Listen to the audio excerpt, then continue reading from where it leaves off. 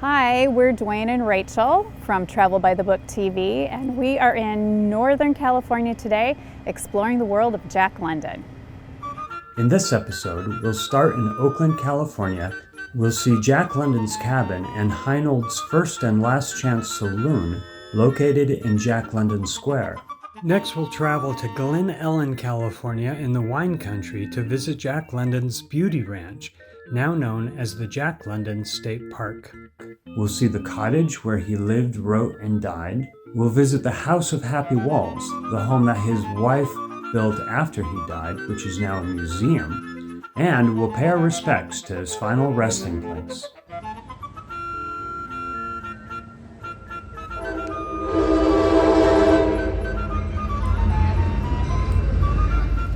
Jack London was born in 1876 in San Francisco, but mostly he was raised here in Oakland along the waterfront.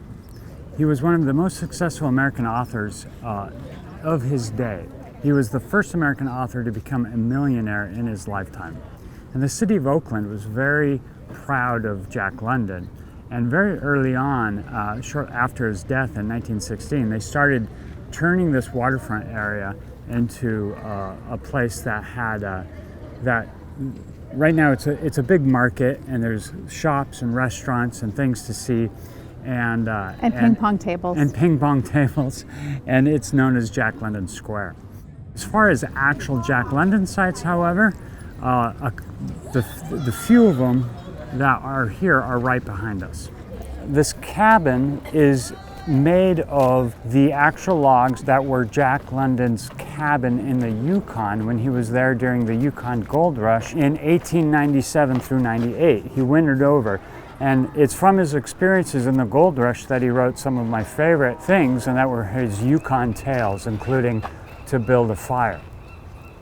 Okay, so the question is, how did they know that this was Jack London's cabin?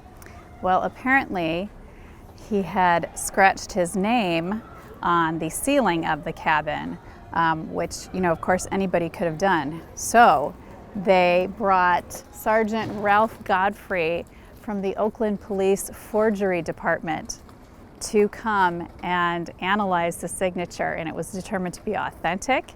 And so they said, hey, this is Jack London's cabin. So then they disassembled it and brought it over. Interestingly, they split the cabin in two, because they brought this cabin, this was made up of the actual wood of the cabin, but they took half of the wood from the cabin and brought it to the Yukon, to Dawson in Yukon territory, and the other half they brought here. And so some of this wood is original, some of it is filling in the gaps, but there's actually two authentic Jack London cabins replicated from the actual Jack London cabin. One day we'll go to Dawson and we'll see that. Can't wait for that. The other significant Jack London site here on Jack London Square is right next to the cabin, and that's Heinold's First and Last Chance Saloon, which has been here since the 1880s. It's the oldest bar in Oakland. It's still operating in the same location. And this was a place that Jack London would come as a young man and got to meet many of his people who would later populate his books, characters, sailors, adventurers, explorers. The operator of the saloon, Mr. Heinold, took a liking to Jack London and actually paid for his tuition for his first few years of college, which Jack London didn't stay in college very long. The call to adventure, the call of the wild, drew him out to sea and off to other parts. It's old because the door is low. But this is worth visiting. It's not open now, where we're here early in the morning. You can still pull in, sit in a seat that Jack London might have sat in, and have yourself a pint. Wow, it's pretty cool. Oh, here's another Friends of Libraries USA, Rach. Oh. So we've found several of these plaques from the Friends of Libraries. We saw one in San Francisco for Dashiell Hammett. We saw one in Durango for Louis L'Amour. Designates Heinold's First and Last Chance as a national literary landmark. I love this statue because it celebrates not just Jack London the writer, but Jack London the orator and activist. He was an early proponent for socialism here in America and spoke widely about it and wrote several books and lots of articles about the plight of the working class and the people that he normally wrote about. Here from Jack London Square, you can catch the ferry to San Francisco and possibly see the place where he was born. But we're not going to do that. We're going to head north to Napa Valley in the wine country to the town of Glen, where there's the Jack London State Park, which used to be a ranch that Jack London built and developed. Okay, so turn left onto Leveroni Road. All right, so we are headed from the Bay Area up to Napa Valley area. We're going to Glen, and this is where Jack London built a home and had a ranch. He called it the Beauty Ranch, and we're going to learn all about him and all about it when we get there.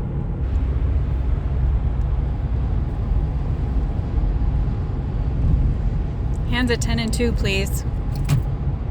We always love a historic marker. Occupied these premises from 1905 to 1916. Born San Francisco, January 12th, 1876. Died November 22nd, 1916. The Valley of the Moon, one of his best-known books, is descriptive of this valley. We are at the Jack London Beauty Ranch. Just arrived a little moments ago, and we are about to go on a hike. There's miles and miles of trails around the Jack London State Park. You know, for us, we love to hike, and so it's a combination of two things we love: literature, trails, outdoors. It's good stuff.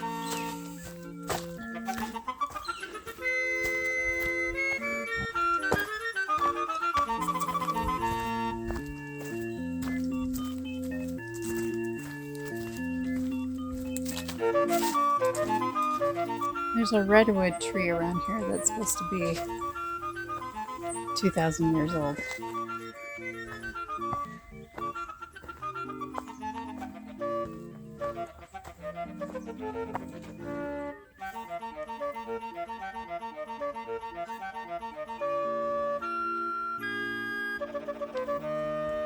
Whoa! That's big. Has one big leaf. Yeah. That would have, Adam and Eve would have been very comfortable with that. Kind of scratchy. It's like Oh, yeah. sized trees. Oh, yeah. It's like a whole forest system within its branches. 2,000-year-old redwood. Look at this. What's it say? P.S. I love you without knowing how or when or from where. I love you simply without problems or pride. I love you in this way because I do not know any other way of loving but this. BC. Aww. That's sweet. I'm going to sit on the bench.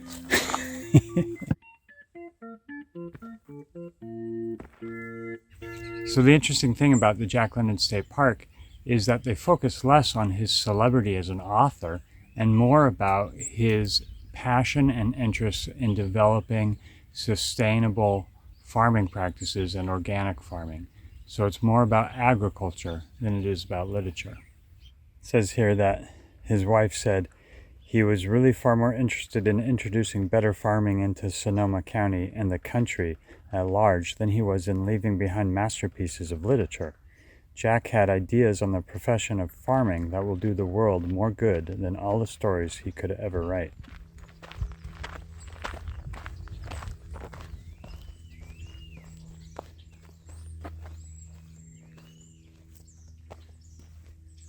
Looks like they got a gopher problem.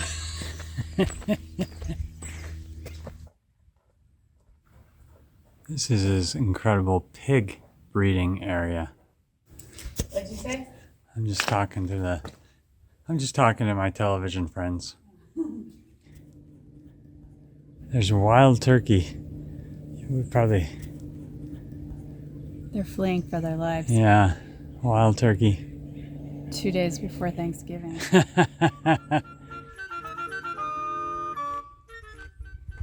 I I think I really would have liked Jack London. As a person, you mean? Yeah, as a person to hang out with. Because I liked what he stood for. I liked the fact that he cared about his surroundings, the aesthetic. Because I could live here.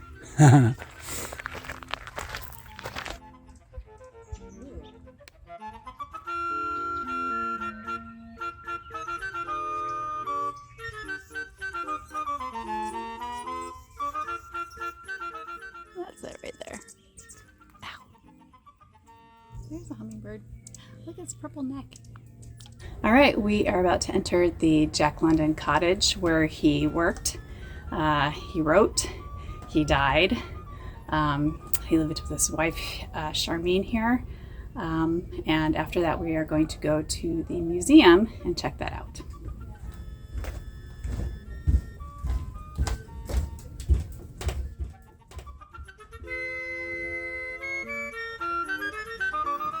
He was the first farmer, I don't quite know the parameters, but the first farmer to do terracing, which he had learned in his travels in Asia for water conservation.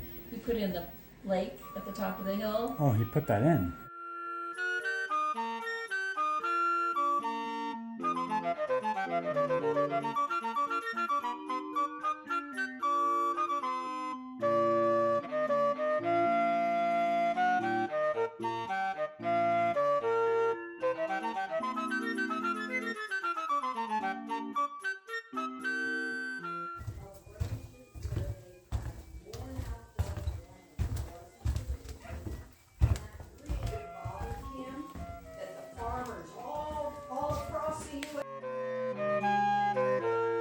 So we are right here looking into the room where Jack London died, and it was on this day, November 22nd, 1916, which is 106 years ago.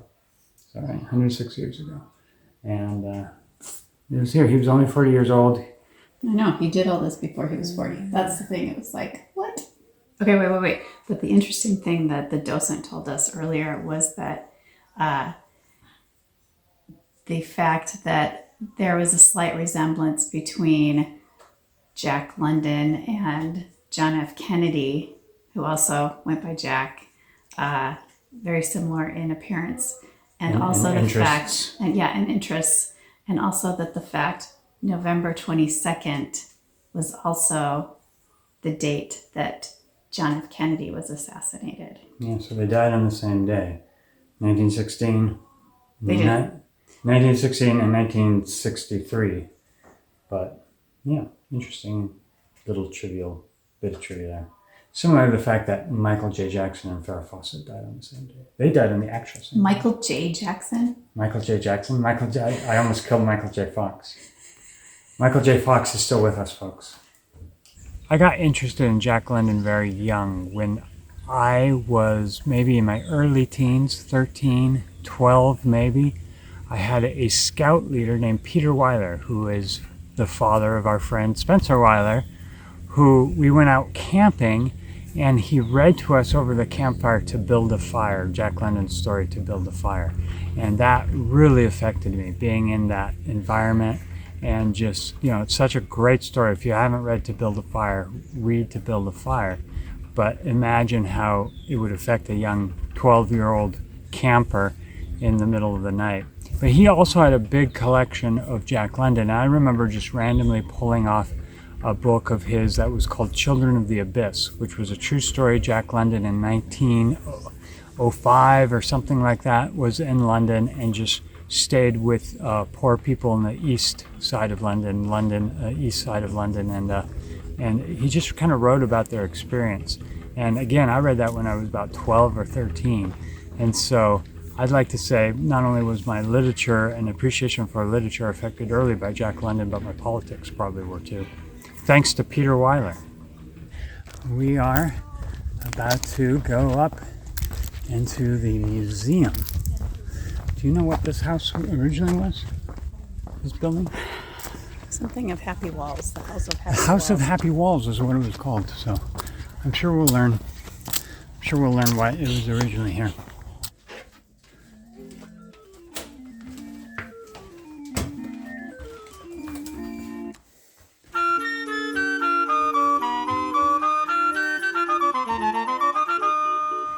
See, here's the Valley of the Moon, which is really about this area.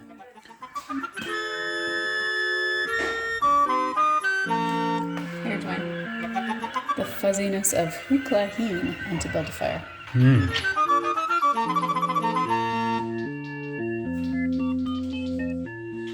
A letter dated March 7th, 1916.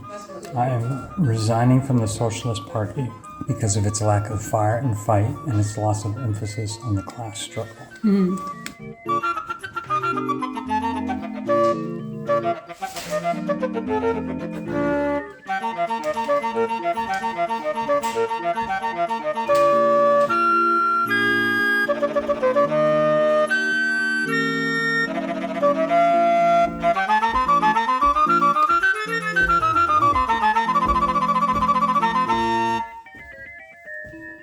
Here's a globe detailing all their travels. Jack and Charmine traveled all around the world.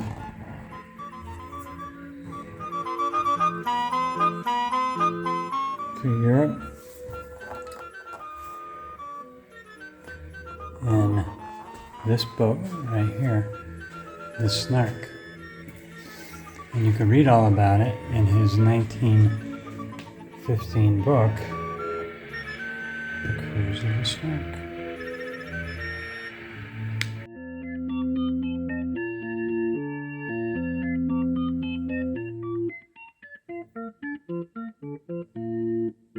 So we just finished at the museum, which is known as the House of Happy Walls, which was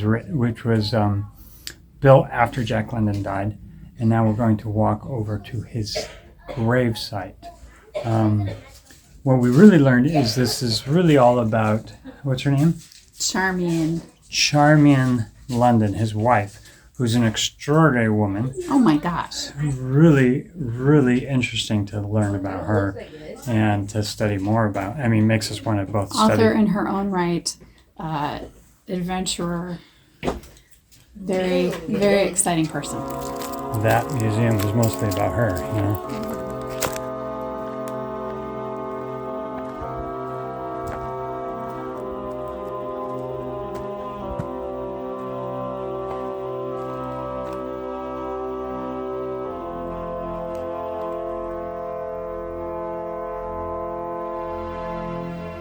Pretty cool.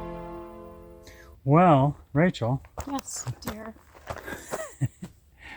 what do you think of this Jack London Park? This is, we were talking about this earlier, this is like the perfect state park because it has land, beautiful landscaping, nature, trails, just lovely, and also the human side of it as well, the buildings, the history surrounding Jack London, and it's a great peek into his and his wife's life. Lovely weather, even if you come here when it's hot. We're here in November, so it's pretty comfortable. It's very comfortable. But even if you're here in the summer months, most of the trails are in shade. So it's just a lovely place to visit, and we recommend you come here. We're Duane and Rachel from Travel by the Book. Please subscribe. Keep reading. Keep watching. You did it wrong again. Keep reading. Keep traveling. And keep watching.